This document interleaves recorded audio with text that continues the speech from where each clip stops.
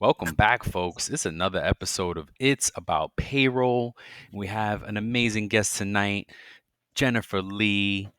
Before we get into it all with Jennifer Lee, we're gonna talk some news. You're gonna chime in on some news because I know she's got some stuff to share. But before that, Walt, what's going on, man? Man, I'm good, Brian. Thanks for asking, man. It seems like 2025 just started and it's already over with, right? We're in the Blur. first quarter. We're going into year end. It's just been a It's blur, a honestly. blur. Yeah, man. Really. How about you? How you doing? I'm doing good, bro. I'm living the dream, man. Good. I'm living the dream. Yeah. Do you have anything for us for around the horn? Some Yeah. pay news? All So right, what you got? mine is more of a question that I posed, and Okay. I wanted to see what the average payroll employee, or how long it would take for the average payroll employee to make $1 million in their career. And so, yeah, I know that was a fascinating question. So it it said it can take the average payroll employee with, average salary and consistent career progression, 15 to 20 years to make $1 million, Okay. versus the common careers. It said it can take them between 30 to 40 years. What is a common career? What does that mean? So a common career that's A like non-payroll? non-payroll, yeah. Okay. So Very interesting. I like yeah, that. yeah. Okay. So I thought that was interesting to share. It might be a larger conversation piece eventually, Yeah. but just wanted to see, like, Definitely a good nugget. payroll. Yeah, payroll may be a good career, because I know that we did the research and we said that we're aging out, Yep. right? And we want to get some new talent in and stuff like that. So that may be a good key metric to share. It's look, man, I think that the universe is definitely speaking through you very well because I was just thinking as we come close to publishing our book, and a book is gonna Jen is gonna be about basically a recruiting tool to payroll, right? And the vision is have payroll folks read this if you're interested, or if you new grads, read this. If you're interested, come on. So I think that you and I need to do. I think there's 16 chapters in the book. I think we need to do 16 episodes, make it the whole season, right?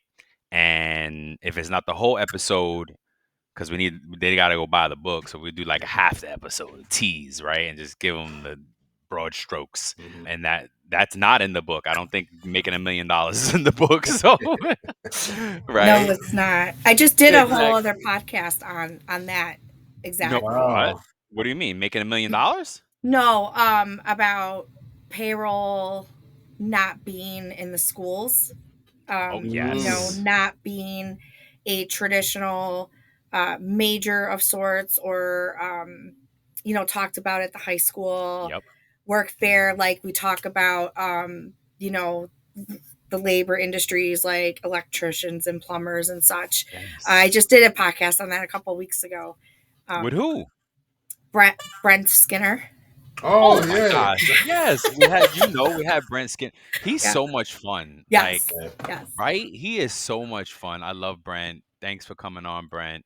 And yeah, okay, so I gotta check out that episode out. Are you thinking about something? You got something to share? Um, let's see. So I'm really big this time of year into mergers and Ooh, acquisitions. I Mhm. love it. Go for it. And so Heartland Payroll just got acquired by, I believe it's called Acrisure. I probably No pronounced it wrong. way. Wow, hmm that's big. They That announced is it because I'm today. familiar with both names. Oh my gosh. I've been definitely familiar with Heartland. I actually used their product last year in 2024. Solid tool. And Acusure, I've talked about them, but I've never used. Have you ever used Acusure? No. Mm-mm. But Okay. I think it's a So very combination of like interesting. global Okay. payments. Yeah. Yeah. Ooh. That's cool. So Heartland now, oh, that's great. That's cool. Yeah. I mean, I think we're gonna see more of that in our space because competition's getting hot and heavy, right? And it's like the survival of the fittest is on and popping in payroll Hmm. for sure. And especially the new guy, like the newcomers are making it even harder because they're just fresh and new and not having to deal with all that legacy code and nonsense. Ooh, you know what? I'm gonna scratch what I have here. I'll talk about this another time. What I want to say to that is Bart. Vanderstorm said something very interesting. I don't know, a week ago, last couple of weeks. He said that we're teaching AI on legacy, outdated code. So the ADPs of the world, great data maybe, but they're letting AI loose on some really antiquated code. So that's something to think about. I'm not a developer. I have no idea. It's just very interesting to talk about, right? To talk Yeah. about and think about. But before that, let's talk about Jennifer Lee. We are privileged to have her here today, a true payroll and HCM pro. Jennifer is a diligent and resourceful professional with over a decade of experience in payroll and the HCM industry. Known for her innovative mindset, she has a keen ability to design process improvements that not only increase accuracy but also drive productivity. Beyond her technical expertise, Jennifer's strength lies in her ability to connect. Her excellent communication skills allow her to build strong rapport with both clients and colleagues, creating a collaborative environment that leads to positive, lasting results. And I'm here to attest because that's how we met. I was a client of Jennifer's back in the day. Yeah. And she's here tonight to share insights with us on her journey and lessons and things she's learned along the way. So please get ready. Let's lock in and let's listen to get this inspiring stuff from Jennifer Lee tonight. Hi, how are you doing? I'm good. Thank you for the kind words. I appreciate that. You deserve it. You're a powerhouse in the industry. I mean, you're all over the place. I'm Brent Skinner. You've been on Nick Day. I like me and her have been talking like on LinkedIn for 10 years, Yeah. 15 years. And then all of a sudden, and I told her, I was like, I don't like asking folks that are close to me because I don't want to put them on the spot. As soon as I saw her on another podcast, I was like, "Oh, girl, you done did it now. You know, you got to come on, right? You're like, come on now." So I'm so happy to have her on. Yeah, All right. happy here. It was good. Thank you. Yeah, no problem. It's good. Let's It's jump things right are in. Walt, you want busy. to? Yeah. Okay, let's jump right in. Walt, you want to start us off? Sure. So, Jennifer, can you tell us your payroll origin story? Ooh, yeah, Oh, like my journey. Yeah. yeah. Yeah. So I started as a payroll manager like in a small manufacturing company as like You so it was an started office as a manager. manager. Oh, I Yeah. was gonna say, dang. Office manager, and it was Okay, okay. everything like GL, Multiple hats. You wore multiple payroll, hats. Okay, got it. and we were growing quite a bit, and we were with ADP, and it was um, kind of expensive, and it wasn't very user friendly for the owners to use.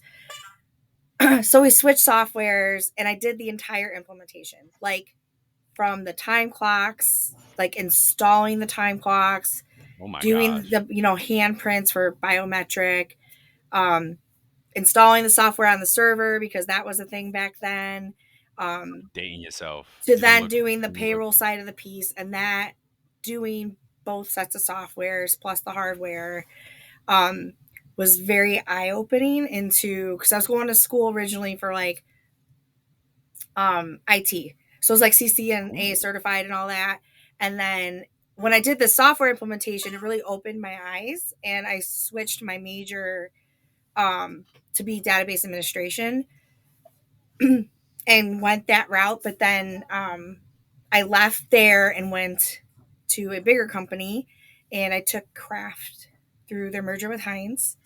And Ooh. then I went to Paylocity and I spent some time there and then That's it's where we in the met. same space. So like Yep. I've been on the payroll side like as a client and then I transitioned to a service bureau. Um, and my transition into service bureau is like product and integration based. So Yes. Wow. but implementation is still a key, right? Because as much as we all like to say we like to flip a switch and it's just going to That, work, there that is some implementation that happens. So Wow. that's so funny. That's what my mom thought. She's like, I thought you just flip a switch and go from one company to the other, and I was like, oh no. Yeah, it's not magic. I wish it was. Mm-mm. no, it's So still work. in all that, what what do you think is the most overlooked part in an implementation? Sure. That's a good one. I'm gonna go just with communication. Yeah. Yeah. Yep. Communication is the biggest thing that's overlooked in an implementation, because usually you have one group of people purchasing and saying yes, and that does not translate down to the people it impacts the most. Um, so that's kind of like what I chalk it up is like communications key, change management.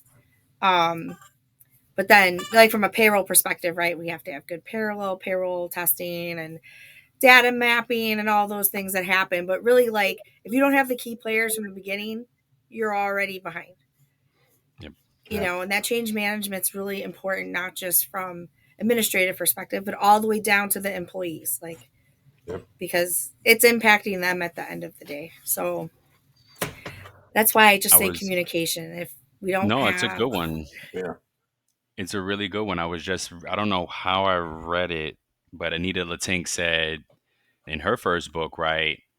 It's such a drastic difference between the vendor and the client because the vendors do it every day. The client may have done it once in 10 years. So the communication there is such a just disparate, like big separation in how, Mhm. it's such a big gap to fill. So it's a good one. Love it. it Thank is you. a big it is a big gap to fill, Yep. and then that's where like the change management comes into play, and all these software integrators come into play because it's really like from a vendor perspective, right? We've all gone through these morphs of, well, how fast can we implement a client? Mm-hmm. And now, right? And then, but client engagement's a thing. And sometimes Mm-hmm. clients don't have the necessary resources to really implement this new software they just bought either, like at the same pace that the vendor wants them to go. So sometimes you'll find that, like, they'll offer change management vendors, hey, we partner with these people. Like, if you don't have the resources, here's another partner to help you get what you need out of your current system so you can move forward with your new system. Mm-hmm. Gotcha. Awesome. So, Jennifer, let me ask you this question. During your career and your experience with implementations, has there been like a really hard implementation that you've been through? And could you speak to what went wrong and what you may have learned from that? Sure. Yes. I've been through a couple. Um, and I'm going to come back and I'm going to come back to my original statement. It really was around communication, Okay. and not just communication, but ownership and accountability. So, you come into it and, you're like, this is the list of people, like, this is where we're stuck. And you have this group of people in this project, but none of them, there was not a decision maker. And we kept butting heads and we couldn't, like, so they did everything they were supposed to do. We surfaced, I don't want to say issues, but we've surfaced all the differences and where we need to go and how we need to do things, but we couldn't figure out how to get there because there were decisions that needed to be made, not just from like a configuration perspective, but sometimes I think what we forget is from a company process when we're implementing a new software Mm-hmm. is the business process, should it change? And nine Yes. times out of 10, when we're spending the amount of money that we're spending on this new experience, our Yes. business process should change. And a lot of Yes. the time, those key players to help make those decisions are not in the room. Part of the conversation. That's right. Wow. So and it's happened multiple times, and it's really Oh just, gosh. Yeah. am I the person to make the decision? Sometimes. Am I the person to make the decision to kind of like, surface all the information and kind of point out where we feel decisions should be made so that we can lift the impediment and move forward in another space, and like, okay, well, we could see how this goes here and see how it goes, and then in a couple weeks this other decision is probably going to be made, but we can wait until we see X results or something, and kind of use metrics and results to kind of also help some of that decision making. Even when it comes down to the business process, there's usually some metrics and test results that can be used to kind of help make those decisions.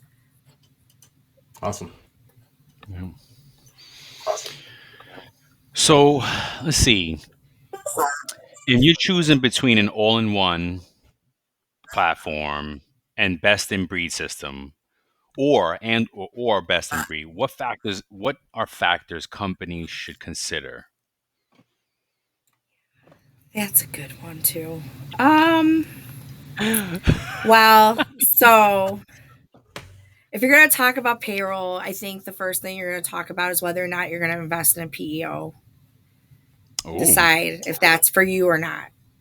right. Okay. Because I think when it caught, and I hate to say this, but because you want everybody. Well, there's the market so big now. Everybody's making Yeah. payroll software, but like Yep. when it comes to all in one, a PEO is, you know, sometimes it's in the company's favor to go the PEO Yep. when you're Agreed. comparing an all to one, because sometimes the all in one has restrictions. We have integration restrictions. We have data Definitely. Hmm. restrictions. I can't, Hmm. we have, we don't really have a good platform to import and export data Hmm. uh, easily and cleanly. And if it's costing you the same amount as a PEO, depending on the size of your company and how big your payroll HR team is, sometimes for the business, it's best to go to PEO route. Let them deal with all that Right. Because I don't madness. really need the software, right? Like, Yeah. I didn't want to do it in the No, first I'm with it. place. Yep.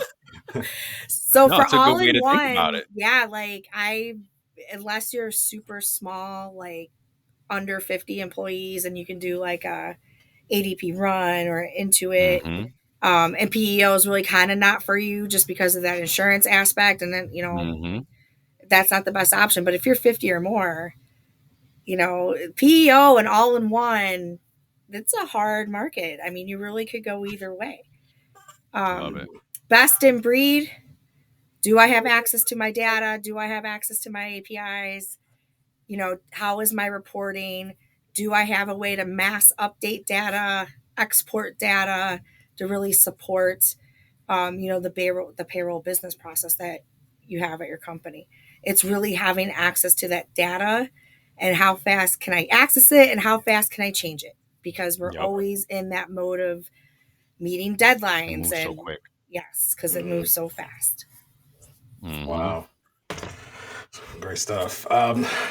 What, in your opinion, how could a payroll professional strike a balance between automation and human oversight in payroll or during an implementation? Yeah. Well, during implementation, so man, automation's a hard one. Only because, and I say this loosely, right? Because we're dealing with sensitive PII. Hmm. So if you have the tools yourself to do it safely and securely, you know, auditing spreadsheets and stuff is a great way to go. Sometimes your vendor might have an option. Sometimes if you're using like an HCM lock, they have great software options where it's secure and safe, and they can audit that type of data, like all the way down to like probably social security number to identify differences, like something to get you out of like Hmm. Excel formulas and all of that. There's really lots of great options out there. Um, in general, so from that you can also automate your configurations. Some of the systems allow it now. You could also automate validation, right? So, like, if I have an earning code in my system that doesn't have a tax code attached to it, surface that like in an email or, a notification in the platform. There's ways to do that. Or maybe just running the automation and getting the results, right, in a CSV file. It's still surfacing something that you probably would have to manually look at in a configuration screen in a payroll platform. Um, but just like overall with automation and payroll, it's just like it's a sensitive subject. So I like to say, even now, like automation should handle transactions and humans should handle decisions. Um, Ooh, I love that. I, because sometimes it's an uncomfortable conversation because even implementation today, uh, whether you want to, the definition of AI is very, I feel like Yes. in our space, it's not well defined because we're always talking about automation. Yep. Yep. And the automation itself sometimes makes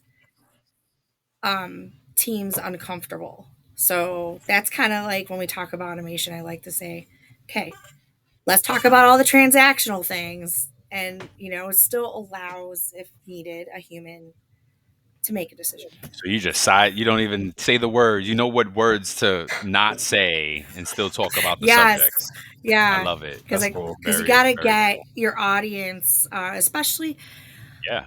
when you have a large mix of audience, right? Hmm. And I am on the technical side, but not everybody is. So for me, I'd rather just talk about the technical piece and like, okay, A and B have to go where, but in these implementations, that's not always how it goes. So it's Mhm. also like teaching like people on my team, how do you take the technical requirements or the configuration for implementation? Like, how do I get these configuration requirements I need from a group of people that, you know, are not very technical and need more process, you know. Gotcha.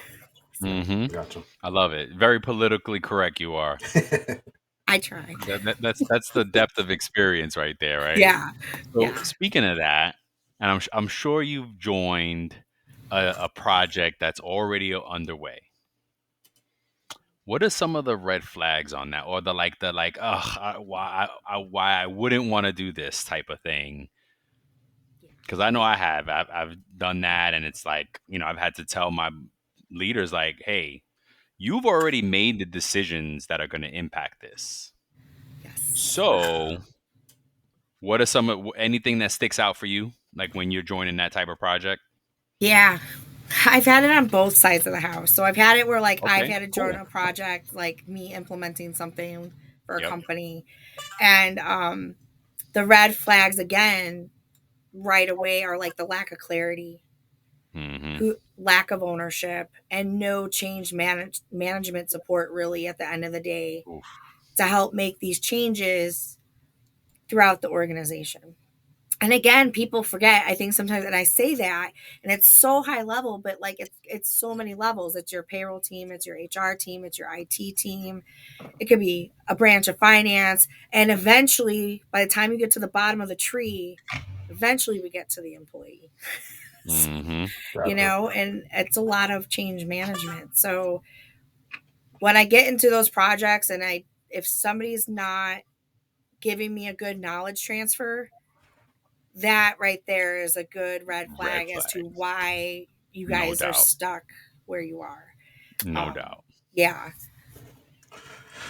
So, Jenny, can you speak to maybe like some tense moments that may have happened, like whether that was internally or with the client during a implementation, and how you navigated that tension? Yes, I can do that. So it Ooh. happens quite a bit when implementing clients, and um, so I get the tension on the call with the clients. It is really sometimes from a software vendor perspective, it's the handoff from sales to implementation. Okay. Um, and what happens is you go on these calls, and there are like 30 people on this call. We've purchased your software. We want to use you. We're so excited. Okay, I'm on this kickoff call. Well, I have all my stuff ready to go. Like, let's talk about earning codes and deduction codes and where I'm pulling demographic data from, and if your WFM data somewhere else. And they don't have the right people on the call. Wow. Well, can you just give us a demo again? Like that's not my, Oh as my an god. implementation person, I'm not trying to give you a demo. I'm trying to get what we need to implement Yeah. you, get you out the door. So it becomes very uncomfortable. So that first conversation, usually sales jumps back in, and they like basically, because there's weeks that go to sign this contract. So basically they rehash, well, this is what we sold you again. Thanks for Mm. signing the contract. Okay, what a waste of a call. And then they finally give us the right contacts. So your HR team, your payroll team, but then we take another stab at it, and I get some HR people on the phone. Oh yeah, we can create earning codes and deduction codes for you. Okay. And then I'm still like, by the time I get to the payroll team for testing, I've been on a couple phone calls where we've had both HR and payroll on the phone, and payroll's like, I don't understand why we weren't involved sooner. How do you expect me to test this the way you configured it, HR? And I'm just sitting there and I'm like, and trust me, like it was surface. Like I've asked several times, like, hey, we need a payroll contact on these calls earlier because we need to get to the testing. Like that's the most important piece, like is doing the payroll testing, checking the paycheck before you can, give this thing to your employees. And I've been on calls where it was not friendly conversation, and kind of we've had to take a step back and like, okay, payroll team, give me what you need. CFO, give me what you need. HR, give me what you need. And we'll reconvene. And I will write up a summary doc. So right away, I just try and get everybody's needs. And then I will go have separate phone calls with each team so that they can talk independently, let it all out, and then put the buzz at, hey guys, we have to regroup and we need to do this and we have to get here. So kind of get a feel for payroll team. Like, do you want a separate call with me?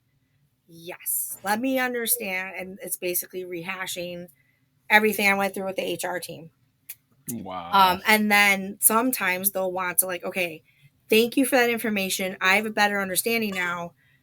Let me go back to my internal partners to kind of talk about some things. It's all those things that we read on LinkedIn every day, like about having a seat at the table. Like, Yes. Yeah. and now the implementation that was 3 weeks in and making good progress now took an extra 6 weeks because payroll didn't have a seat at the table. Yep. And then the software vendors all pissed off, like, well, I get paid when we start to turn on the product. Well, I ask it, we ask for these things.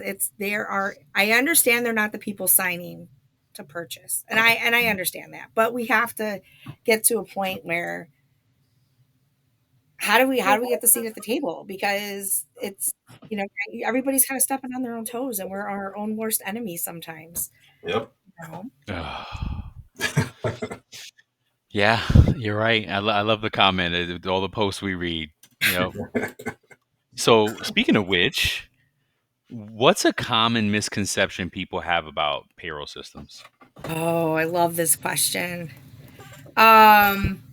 I love this one. So, okay, let's talk about it.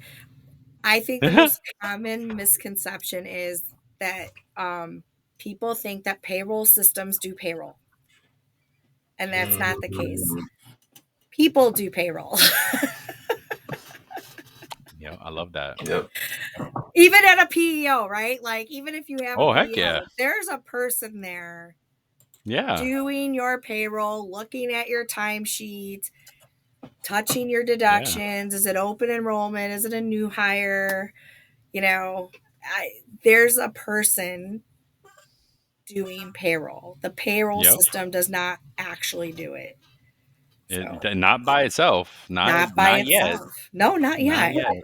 No. And I'm not knocking it. I don't want, I'm putting it out in the world. I would love for it to do more stuff by itself, believe me, because it would save me more time, and just I can analyze and report on the things instead of doing the things, right? Being more transactional. Like we talked about one time, and we give you a nice alley-oop for this next one, Walt, right? We just be a co-pilot, right? Yeah. So perfect segue, like you said, Brian. So in terms of AI and payroll, do you think that it's overhyped or underutilized? Ooh. Good one. It is both. Mm. It is both. No doubt. It is overhyped and underutilized. Like, yes. Oh my, that's so true. We don't, in payroll world, we don't have a real definition of AI. We have Right. machine Oh, learning, that's we have big. That's big. automation, Write that predictive shit down. analytics, and we can all call it AI. I could put it into a Hmm. chat. Like there's so much flexibility there. So it's really like Hmm. I think it's overhyped in the space of we're resurfacing old features, calling it AI. And Yes. really, Good but salespeople then yeah, reframing. yes. It's like But then leftovers. It's like when you remix a leftover. yes. And that's where I feel like it's overhyped very Mhm. much. And then I feel like it's underhyped where, you know, you really It could do so want much more. payroll and HR teams to embrace the technology and Yes. not knock it. So how do we get there to embrace it? But then also like all the things you hear people talk about LinkedIn about we're using AI to build a payroll engine, or we're using AI to teach, the old code. And people are exploring and trying these things as they should. We should be ruling them Hmm. out. I mean, it Hmm. costs, right? It costs money to do it, that type of development to that aspect, but why not?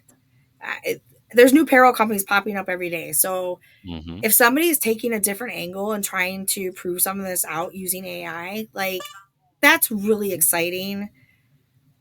And I'm just beyond excited to see like, who Yes. ends Me up too. where. Yeah. Um, Yes. yeah. All right. Awesome. No doubt. So fast forward, we're done with the implementation now. We've gotten past all of it. How do you measure success? What does success look like? That's a good one too. So payroll being at heart, payroll accuracy. Um, Payroll accuracy, that first paycheck, the first tax distributions. That will always be my Ooh, number the one tax Yep, tax. Yep. tax. The whole yeah. Yes. So it brings it like kind of like back to the fundamentals. And I've seen that somewhere online right now. Back to fundamentals. Yeah. Accuracy would be, did it do it right? Right. Yes. Yeah. So I am going to kind of take people out of it, the change management, the process. The most successful is the accuracy, because it comes all the way down to your liability, right? Because anytime we need to correct something, it costs money to process the payroll, it costs money to do the amendment, all the Jenny, things. is it, but is it only the first paycheck after go live or is it when W-2s get filed? Mm. Yeah, no, that's like Or is it both, right? Like, right? So you yeah. kind of gotta like, if you got a 1-1 check and oh, you're going along famous, but now fast forward a year later and W-2s don't look accurate. Was So that implementation off, or did just something happen through? We, we may never know. that's a hard, so okay. That's a I know. fair I question, threw and a it's curveball. Sorry. no, it's okay. It's challenging. So the first thing I would say, I think it depends when you start. So if you're a January 1 start and you're starting that new, your hands are clear of it, right? If you're a mid-quarter start, Ooh, yeah. it's Yeah. all on the payroll team. And Mhm. I hate to say it, right? But it is kind of again, depending on your reporting and what your payroll vendor's offering you, Yeah. more than not, it is a manual exercise Yep. All right. when you do like a Oh mid-quarter yeah. start or something. Oh yeah. I So knew this. I knew it was gonna be a good one with Jenny, bro. I knew it was gonna be a good It's great. conversation. It's great. Yep. So, Jenny, let me ask you, what is one thing that you wish that every CFO or maybe every finance team understood when it comes to payroll systems or payroll implementation? um their people need a seat at the table Okay. first and No doubt. foremost. And it has to be an outcomes kind of discussion so Mm-hmm. that it's not like people don't feel like I'm taking orders or I'm not being heard. Like I think the CFOs need to express what they want their outcomes to be and let their front, those key people that are going to make sure like it's going to get implemented right. We spent our money right.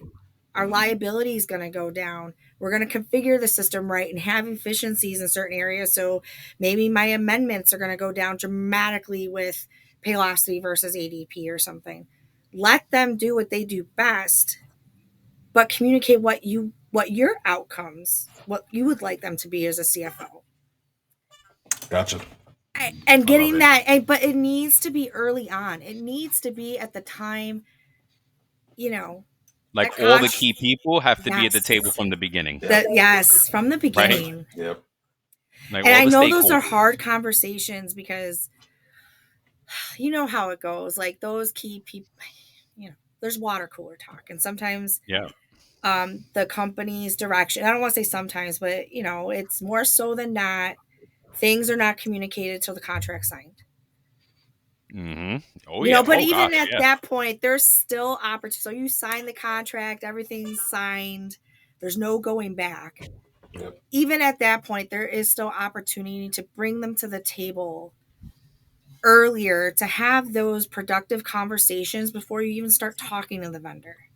Yep. Yep. Absolutely. So you guys can align internally, because that's the troublesome too. Like sometimes the people at the company are not aligned internally and you're on the phone with the payroll implementation person. And sometimes that becomes awkward because everybody's like, what about this? And what about this? And it's like, who am I Yep. supposed to listen to? You guys don't sound like you're aligned. Mm-hmm. And that could be challenging because that comes down to who we are as people and how we're being coached by our management. Because if you're kind of non-confrontational, you're going to kind of just maybe not interject when you should for your own Mm-hmm. good. And Yep. sometimes they'll let it go and they'll just do whatever anybody says. And then when you're testing, you're going to find payroll errors in implementation versus maybe saying, team, I don't feel like, so and so company team doesn't sound like there's a real alignment here. Here's what I need to successfully implement to your payroll. How about you take these things back and we reconvene in 2 days or next week or, something like that. So, Yep. Yeah. yeah. Love it. Love it. So let's switch gears a little bit and have a little fun. Break it up here. If payroll implementations were a reality show, which one would it be? Oh, no, I don't know. Yeah, that's a tough one. It's like, ooh, I think it would be Big Brother. ooh, Big I Brother, like our Big Brother. survivor. Yeah. Yay! Give me a few minutes.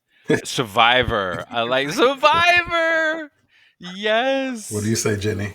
I was going to go with like ridiculousness. Oh, Oh God, that's funny. Could oh, you I love imagine it. if we took clips from like some of our phone calls and even maybe Oh, like some just meetings that Yes. you like? yes. Oh Yes, my yes. goodness. We need to do that. Oh my Oh my gosh, that's gosh. hilarious. So, Brian, would you say Big Brother or Survivor? I don't know. I'm trying to think of them. I wish I wish I had my wife around because she watches more of the reality Oh, okay, shows. okay, I I'm got you. trying to think of the ones that she watched. I like ridiculousness. That's That's for funny. sure. That's funny. It's a good one. Okay, yes. Oh, oh God. What? No. I have I have been asked one time we were implementing and